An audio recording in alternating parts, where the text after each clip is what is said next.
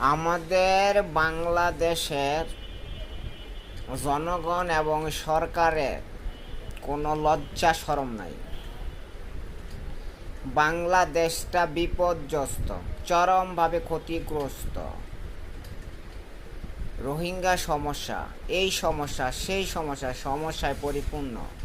আমি এত করে বলেছি যে দেশের সমস্ত দায়িত্ব ভার আমি নেব, দেশ পরিচালনা কাজে আমি নিয়োজিত থাকব।